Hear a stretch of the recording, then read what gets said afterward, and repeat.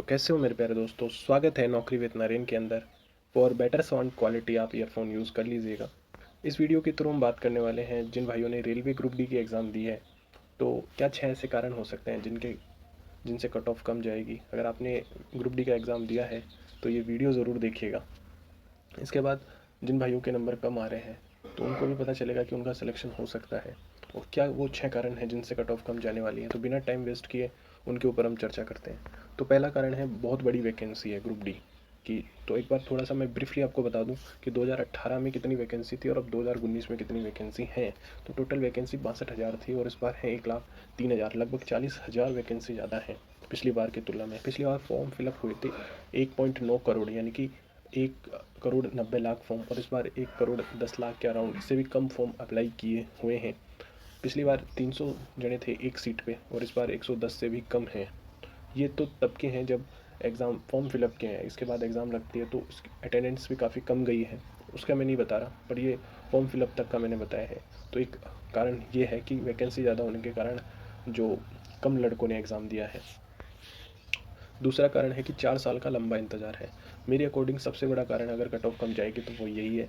2019 की वैकेंसी थी, 19, 20, 21 और 22 एंड होने वाला है। 4 साल एक लंबा समय होता है, इसके अंदर स्टूडेंट कंटिन्यूटी से एग्ज़ाम की तैयारी करे, क्योंकि उसके ऊपर काफ़ी सारी जिम्मेदारी होता है। तो ये ज़रूरी नहीं कि वो इतना लंबे समय तक हो, और काफ़ी स्टूडेंट जो अच्छे स्टूडेंट होते हैं उनका सिलेक्शन आपके स्टेट के एग्ज़ाम्स में हो जाता है। एसएससी भी काफ़ी एग्ज़ाम लेती है, आर्मी वगैरह ऐसे काफ़ी सारी एग्ज़ाम आती रहती हैं, मैनी मोर एग्ज़ाम्स।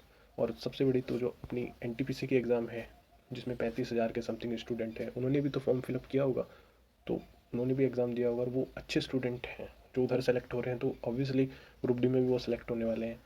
तो ये एक मेजरली कारण हो सकता है जिससे कट ऑफ आपकी कम जाएगी, क्योंकि वो एनटीपीसी में ज्वाइन कर चुके होंगे, तो अपनी कट ऑफ ग्रुप डी की कम जाएगी। फिर हम बात करते हैं लेवल ऑफ एग्ज़ाम। मेरी भी ग्रुप डी की एग्ज़ाम थी 15 सितंबर को, मुझे पता है, और 15 सितंबर तक मैंने सभी पेपर्स का एनालिसिस किया है, तो मुझे पता है कि क्या लेवल है। तो बेसिकली मैं थोड़ा ब्रीफली आपको समझाना चाहूँ तो इजी टू मॉडरेट आप बोल सकते हो, हार्ड पेपर नहीं है। रीजनिंग 20 क्वेश्चन तो ऐसे होंगे आप 10 सेकंड में कर दोगे। 10 क्वेश्चन ऐसे थे जिनमें आपको टाइम टेकिंग लग रहा था, फंस रहे होंगे। अगर आप उनमें फंस जाते हो तो फिर पेपर पूरा अटैम्प्ट करना आपके लिए मुश्किल था, क्योंकि पजल सेटिंग आपके 5-5 मिनट तक लेने वाले क्वेश्चन थे। तो उसको अगर समझदारी से स्किप किया जाता तो आप आराम से 80-85 क्वेश्चन अटैम्प्ट कर पा रहे हो। अगर आप उनमें फंस गए तो आप 60-65 पे अटक जाओगे। मैथ्स 2-3 क्वेश्चन अच्छे थे जिनको आप नहीं बना पा रहे होगे, बाकी मैक्सिमम क्वेश्चन ऐसे आसान थे, कैलकुलेटिव होने के बावजूद भी बहुत आसान थे जिनको आप कर सकते थे। जीके ऐसा नहीं था कि आप भारत की राजधानी क्या है, ऐसे क्वेश्चन नहीं थे। जो जीके से कंटिन्यू टच में था वही क्वेश्चन कर पा रहा था, करंट के अच्छे क्वेश्चन थे। साइंस 6-7 टॉपिक के अराउंड घूम रही थी। अगर आप चाहते हो कि इसके ऊपर मैं एक बेसिकली पूरा बेहतरीन वीडियो बनाऊँ जो 15 सितंबर तक की जितनी भी शिफ्ट है उनको कंपाइल करके कि कौन कौन से चैप्टर से क्वेश्चन आ रहे हैं, तो आप कमेंट सेशन में ज़रूर बताइएगा। तो फिर मैं एक कंप्लीट वीडियो एनालिसिस बनाऊंगा जिसके अंदर आपको ये जो आने वाले एग्ज़ाम जो शिफ्ट हैं, फोर्थ फेज या फिफ्थ फेज के स्टूडेंटों के लिए काफ़ी ज़्यादा इंपॉर्टेंट होने वाला है। फिर हम बात करते हैं 50% बिलो अटेंडेंस। इसको मैं इतना इंपॉर्टेंस नहीं देता, क्योंकि जिनकी तैयारी अच्छी होगी वो चाहे कितनी दूर एग्ज़ाम हो जाएंगे। बट कुछ एग्ज़ाम सेंटर से बहुत दूर किन्हीं स्टूडेंट है कि जो एनटीपीसी में अच्छे मार्क्स ला रखे हैं, उनका मतलब सिलेक्शन हो रखा है एनटीपीसी सीबीटी 2 में, आगे डीवी के लिए उनको बताया, तो उनका अगर काफ़ी दूर एग्ज़ाम सेंटर है तो वो एग्ज़ाम देने से बच रहे हैं या एग्ज़ाम नहीं देने जा रहे हैं, तो वो स्टूडेंट ज़रूर हमें मतलब कट ऑफ को बढ़ाते। तो मुझे ये लगा कि हाँ, उनसे कट ऑफ थोड़ी बढ़ सकती थी, पर एग्ज़ाम सेंटर दूर होने के कारण वो एग्ज़ाम नहीं दे पा रहे, तो कट ऑफ कम जा सकती है। फिर हम बात करते हैं एक बहुत ही इंपॉर्टेंट पॉइंट कि पारदर्शिता के साथ एग्ज़ाम का होना। तो हमें थैंक्स टू रेलवे बोर्ड को भी देना चाहिए, मिनिस्ट्री जो हमारे अश्विनी वैष्णव है उनको भी देना चाहिए कि उन्होंने इतनी बड़ी एग्ज़ाम को बड़ी पारदर्शिता के साथ कराया। अगर कहीं वो कुछ सुनने को भी मिला तो उसके बाद उन्होंने आके सामने आके उन्होंने अपने नोटिफिकेशन के थ्रू बताया कि ऐसा पॉसिबल नहीं है, और हर बार नोटिफिकेशन के साथ वो अपना क्लैरिफिकेशन भी देते हैं।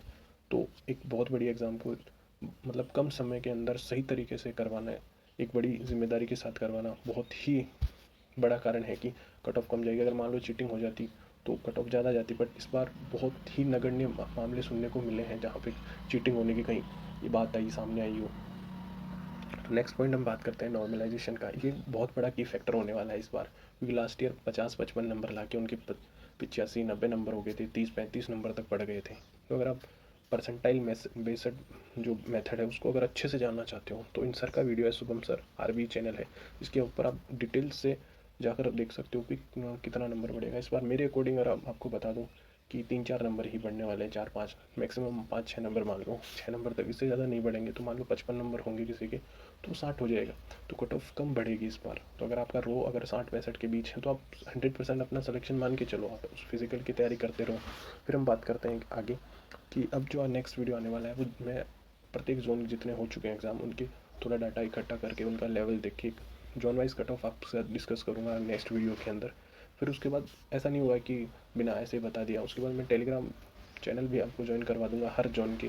जैसे दिल्ली जोन का बनेगा तो दिल्ली जोन का टेलीग्राम बना दूंगा, तो जितने भी स्टूडेंट होंगे वहाँ आप अपने मार्क्स शेयर कर लेना एक दूसरे से, तो आपको रियल मार्क्स का भी आइडिया हो जाएगा कि कितने अटैम्प्ट कर रहे हैं, कितना सही हो सकता हो, और हमें भी पता है 10-15 गलत होंगे तो उसका कितना स्कोर आने वाला है। तो सब्सक्राइब कर लो, नेक्स्ट वीडियो आप तक जल्दी पहुँचे।